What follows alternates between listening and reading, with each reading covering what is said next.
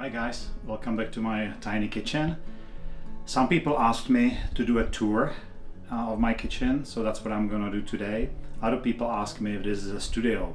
No, this is not a studio. This is actually my tiny kitchen. I built it myself. Well, I didn't build it myself, but I had it built to my specifications. It's actually an interesting story. It's one of those where catastrophe turned into something really positive. We had a slow leak in a wall probably for years. We didn't even know. One day I noticed outside at the base water seeping out when somebody was taking a shower upstairs. Turns out water's been running, dripping inside of the wall probably for years. So that was mold. We had to rip it out. They were talking about ripping out part of the kitchen. And also this was one of those, this house was built 1989, I think sold in 1990. So it was one of those, women are back to work, we don't need kitchen, we eat fast food type of kitchens. It was a little bit of cabinetry, you couldn't find anything anywhere. There was a little wall over there, a little bar that we knocked out. So I just did it my way. I don't really like the standard type of kitchen with built-in cabinetry, maybe because I've always lived in cheap apartments when I was young, and inevitably it's just some cheap wood and water damage always underneath, and you can never find anything because the access into the cabinets is just poured out too deep. So I wanted an open kitchen. So that's what I did. We ripped out all the walls. My wife, I'm grateful to her. She's much more kind of pragmatic than me. She went along with everything because the kitchen works, so she doesn't care, even though she's a better cook than me. So I just did it my way. We picked up the tile together, we picked the color together, we both really like it. I bought a new stove, and everything else is custom built. It'll just take you, and as you know, if you watch my videos, I'm really interested in semiotics of objects, so I'll get a little in-depth about some of these things that I love in my kitchen. I have a relationship with my kitchen. I think you should too. I think we belong in a kitchen. Women belong in a kitchen. Men belong in a kitchen. Kids belong in a kitchen. It's really important for our health to cook, and it's really important to be comfortable in our kitchen. So I love my kitchen. I'm really comfortable here. So having said that, let me walk around and give you a tour. All right guys, so why don't we start right here. So one thing I did, again, I didn't want a built-in cabinetry, so we went to a local consignment store and we found this green cabinet that actually kind of sort of matches, but it's an interesting color. It's really heavy-duty cabinet, and it works. There's a cutlery in there, just the small gadgets, food processor stuff, the kind of stuff that you hide in your kitchen. And on the top I have the electronics or electric appliances that we normally use. Like I said, I'm really interested in object, being a guy into toys, right? My knives, I'll talk about some of those things later. Electric appliances, not that interesting. If you are trying to eat healthy and you're trying to minimize the oil, definitely get air fryer. Absolutely doesn't matter what brand, really. You can research it forever, doesn't matter. They last a year, two. The first one lasted us a year and a half, then we had to get a new basket, replace the basket, lasted another year, died. Got this one. You hate to kind of throw it out and buy a new one, but that's the reality of these appliances. Toaster, this is one of those fancy designer toaster that's lasted us, we've had it for quite a few years. If you're trying to eat healthy, trying to eat vegan, definitely high powered blender. The air fryer and the blender get used every day. Sometimes just the little Ninja, but it's good to have a heavy duty blender because you can make sauces. Get a heavy duty blender. It doesn't matter, it can be the Blendtec. This is Vitamix. We had a Blendtec before, now we have Vitamix. They are both perfect. Water kettle. It's really good because when you're cooking and you want to add, you're sauteing with water, you want to add water, it's good to add hot water rather than adding cool water and cooling the food that you're cooking. And I have an Asian wife, so of course there's always rice cooker, always full of rice. I set this up this morning. Normally this rice cooker is on another table, and there was an espresso machine, but it broke 2 days ago, so it's in repair. But it looks good for the video, right? Everybody's got the collection of mugs that you don't know what to do with, so they are hanging back there. And let me take you up to these shelves. In this video I will talk a lot about my friend Robert. Robert is retired from Marine Corps, where he was working on airplanes and his whole career, and Now he owns a shop where he does custom fabrication. He's built up my Jeep. He's an amazing fabricator. Other fabricators look up to him. Great builder. He built up my Jeep. That's envy of many men. And he did a lot of stuff in this kitchen. So let's start with this. He actually, these brackets, they are not your IKEA L brackets. They are welded. Welded here, welded there, welded in the back. I can do pull-ups of these shelves. They are so solid. We then put some African mahogany. It's beautiful wood. Cut it to size. He made actually the brackets to size. So I have this, I love this open shelving. It makes it so easy. Now let me show you what's on the shelves. Obviously, plates, right? My salad bowl.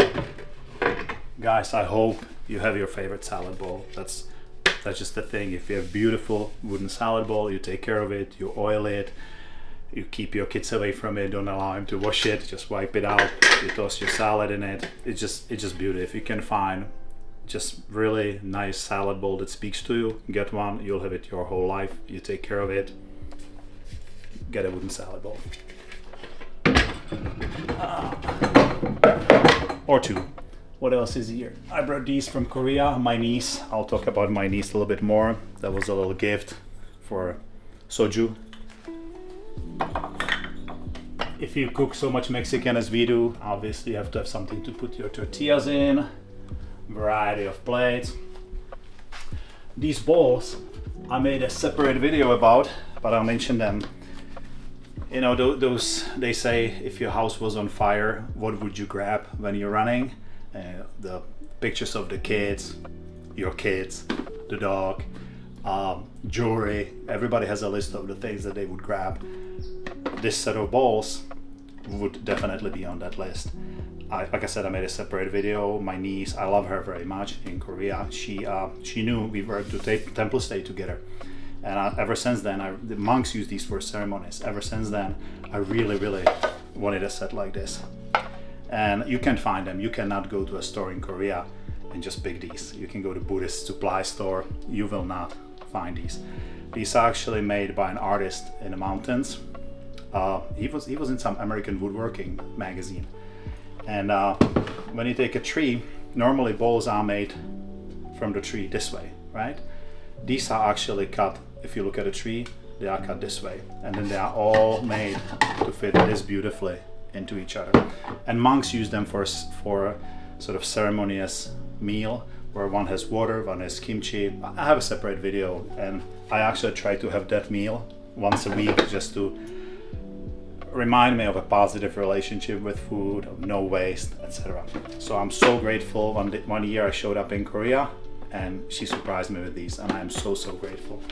Just to show you, look how thin, how incredibly thin they are, and how they fit together compared to just regular bowls you buy in the market that are way thicker, and they actually cut up, like I said, from the tree this way, so they are not as strong. I mean, they work, right, but they are just whatever bowls, versus those are my treasure. Microwave. Nothing special, but it was only, the microwave was green, it fit the walls, yeah, and it fit into the shelf. So, like I mentioned with this, I really don't care about electric appliances. It works, it heats up whatever we want to heat up, and that's it. Because of the measurements of the kitchen, we either had to get a monstrous fridge that sticks out, or we just got a skinny fridge. It's okay, we took the monstrous fridge, put it in the garage, and when we go to store, we fill up the one in the garage, and this just serves for the things that we are using daily in the kitchen. So this is a combination of showing you my kitchen, but also a little sort of advice, maybe what you need if you're just starting to build your own kitchen. Like I said, this is a working kitchen. I cleaned it up a little bit, but it's me, my wife, and 3 teenage kids. So believe me, it's impossible. Maybe you have a beautiful, huge white kitchen. You're better than me. I'm struggling to keep it clean, and this is just what it is. So my audience, this brings us to who's my audience. And I mentioned in other videos that sort of hypothetical single dad, you know, and single dad is just a metaphor. It can be single mom, it can be married mom with 5 kids. It's just somebody who maybe didn't pay attention to nutrition. Now they have kids, they are responsible for them. They think I want to do the right thing for my kids, for myself to be around longer. I want to make sure my kids are sort of healthy, maybe leave the planet a little better for the kids. And you're standing in the supermarket and you're reading the labels and you have no idea what to get. It's just so confusing, so overwhelming. Recipe books are so complicated. So I just make these videos to show you can eat inexpensive meals, you can cook in a tiny kitchen, and you can eat healthy. So you don't have to have everything that I have, because I love cooking and I accumulated these things over years.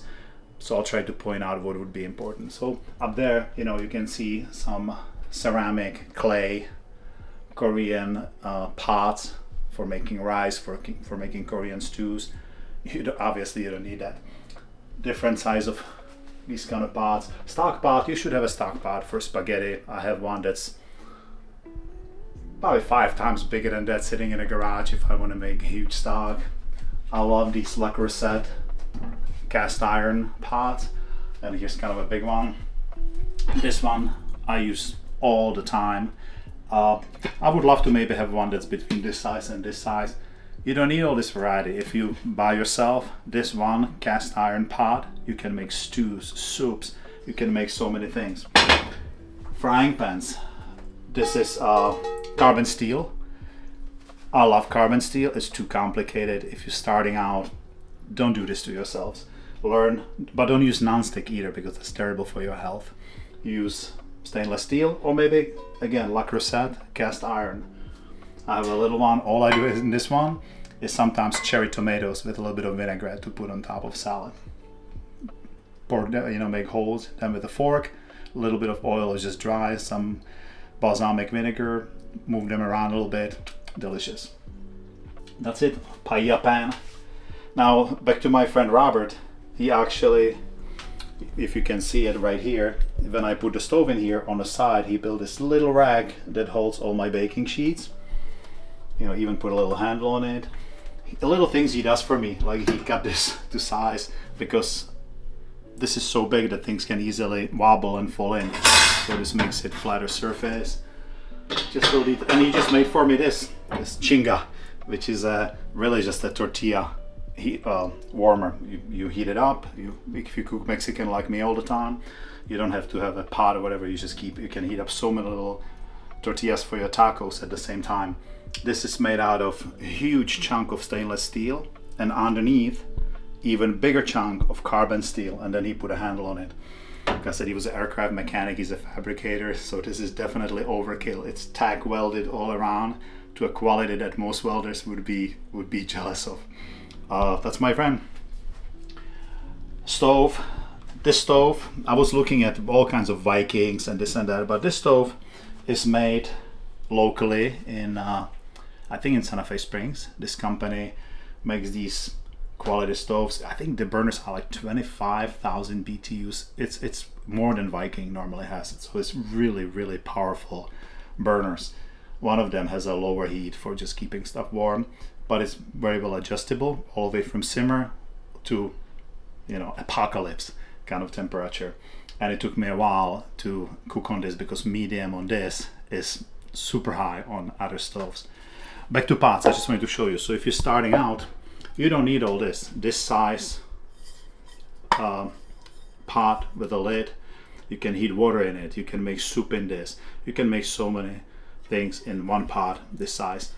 I'll show you later, I have a variety of them. If you want to cook healthy and if you're lazy like me, Instant Pot. I have 2 different sizes. This is one of the biggest one. It's made by the company, not sponsored. You can make stews, you can make goulash, curries, amazing curries from Instant Pot. Easy, make enough to freeze for days. Get Instant Pot. Hey guys, one more thing, get a quality cutting board. I know people buy these little plastic things. I use one for travel. I have a number of little wooden cutting boards, but there is nothing that can replace a heavy chunk of wood. I've had this one for many years. I have another one that's round, that's this big. It's just wonderful. It doesn't slide around. You take care of it. You wash it every day without too much soap, or no soap. I use it. I clean it with vinegar, and then oil it every day. You take care of your equipment. Knives, guys, come on, knives. So I have some cheap knives. that my kids use that keeps peace in a family. I have some butter serrated knives. I have this pretty decent Japanese knife, and then I have these two. These were made for me, custom made for me by a guy in Japan that actually comes from a long family of samurai sword makers. It's carbon steel, so you gotta sharpen. You can sharpen it to dangerous level. You gotta sharpen your own knives, right? On a stone. If you're a man, you have every single sharpening device that's ever been invented, because you just keep buying the new thing. But really, a couple of stones and a steel. You should have at least this kind of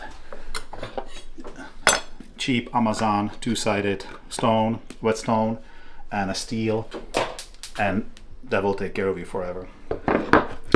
So I have these actually, and I have a Japanese Buddhist monk a while back gave me a name, and it's Guilong in Chinese, or Kiryu. That's if you speak Japanese, that's Takanahana Ki, Kiryu name. So he actually engraved it in the other side of the blade. So these are amazing knives. You don't need that, but my point was, you don't need variety of knives. You need one a little bigger, like a chef's knife or something like this, and just something smaller that you use as a paring knife. You really need only one, but if you have two, you're set. And I don't let my kids use these. What else is here? Yeah, the cutting board. I have other cutting boards, like I use this one for garlic so it doesn't stink up my whole board. Alright guys, now we are here. We're slowly making the whole round of the kitchen. Behind me, this is the pot I showed you, the big saucepan, and I have variety. Again, you just need one, really. You can have bigger and smaller, but if you're just starting, or you buy one quality saucepan with really thick bottom rather than buying a bunch of crappy ones. These kind of strainers, look at the rail. That's really practical, having this kind of rail. I have everything hanging, I have everything accessible. This is a really interesting piece. This is a German mill. You will probably never need it. I use it twice a year maybe, but I love it. It's heavy duty, it's stainless steel. If you make, you can make applesauce. If you have a kid, actually, you can use it. Like, you have old apples, they are going bad, you cook them. It's got little holes on the bottom. You can replace this disc with different sizes. And or you can make tomato soup. Tomatoes are going bad, you cook all your tomatoes, and then you just kind of run it through this. It gets rid of all the skins, the seeds, etc. Christmas, I make mashed potatoes in this. It makes them nice and fluffy. You could say, yeah, you could do all these things in a blender, but blender introduces a lot of air into your food, and I use blender every day. But if you have problem with indigestion or problem with gas, actually, then this may be a solution for you. Again, you definitely don't need this in an ordinary kitchen. I bought it for something many years ago, and I'm glad I have it. Like I said, once, twice, 3 times a year, I go, oh, I'm gonna use my mill, and it just makes potatoes or whatever wonderful. Don't run out and buy it, but it's great. Now look at this. So this sink. Remember Robert, my friend Robert? He actually welded this together from scratch. This is all heavy-duty stainless steel. There's shelving. We bought the sink, put a deep sink in there. There's all kinds of cleaning supplies down below, and it's this is actually kind of caulked in there, so water wouldn't leak. But really, if I ever had to do something, move it, the plumbing is easily accessible. It's not a problem. This thing, he also built for me, this whole table. It's a butcher block top. This is welded out of incredibly thick stainless steel. This thing will never wobble. This thing is just incredibly strong and heavy duty. It's on heavy casters, and what's good is, so my kitchen is set up the way I like it. This is the side where I wash vegetables, I cut up. This is where I do the food prep. Then I walk around, and that's my cooking side. When I get things dirty, I just put them over here, come back and wash it. But if I wanted to, this thing is on hinges right here. I can drop this. The whole table is on coasters, and I can orient this way to have more open kitchen. He made it that way, so I have that option. I really appreciate that, but I'm set this way. It has never been folded. It has never been this way. I don't mind walking around this table. Make the kitchen yours. Look at these beautiful decorations. They are from Mexico. Amazing glass. Over there is the devil guy. I bought a whole set of these dolls from these puppets from Czech Republic, and I gave them to the school where my kids went. I donated all of them, but this guy, the devil guy, had a broken foot, so I didn't want to donate broken puppet, so it's hanging out in my kitchen. So make the kitchen yours. Make it your home. Make it so you enjoy being there. Mortar and pestle, another unnecessary thing, but I love buying spices that are whole or seeds and just grinding them up. I also have molcajete, which is the Mexican version of this, much more porous for making salsa. I bought the molcajete first, later I got this mortar and pestle. This would actually do the salsa as well. Okay guys, so another thing I wanted to show you here is I have two just large, really inexpensive cast iron frying pans. I learned it from Derek Serno. You can look him on YouTube. He makes these mushroom steaks and he uses both of those frying pans. He puts the mushrooms in there and uses the other one to press it down and press water out of it. Derek Serno, check him out. And I wanted to show you one other cool appliance with this accessory for this stove. I have the optional wok cradle or whatever it's called. So that allows you, because it can be dangerous to cook with round bottom wok on a regular thing. So this is a wok holder. Another thing that I use once a year or twice a year, because I use flat bottom wok, but when I use it, when I want to make really big stir fry, this is super practical. Another thing guys that's really important in a kitchen is have at least one bowl. This one's my favorite. It's got a little hook on it that I can actually even use to steady my hand when I'm mixing in it. This is good size for majority of the things that I'm doing in the kitchen. I do have additional bowls down below, probably 15 from smaller than this to giant one that my wife makes kimchi in, but at least have one quality strong stainless steel bowl. And calendar, you need a calendar. I have some big ones inside, but this one is from Prague. It's beautiful, so it just serves more as a decoration. Another thing that's really useful guys is a mandolin. So don't buy, they are really not expensive. This is a Japanese one, I think. Yes, it is a Japanese one. Japanese ones are really good.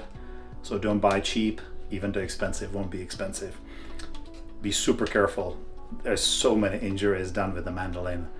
So you can buy the glove or you can get a little thing that you can hold the food with. Just don't slice your fingers. But mandolin is so helpful in the kitchen. Just take a cucumber, really quickly slice it down, vinegar, you have cucumber salad, cabbage for your tacos. I could go forever how useful mandolin is, but again, be careful. This is a small detail guys, you may not think of this, but everybody or most people have a funnel in the kitchen, right?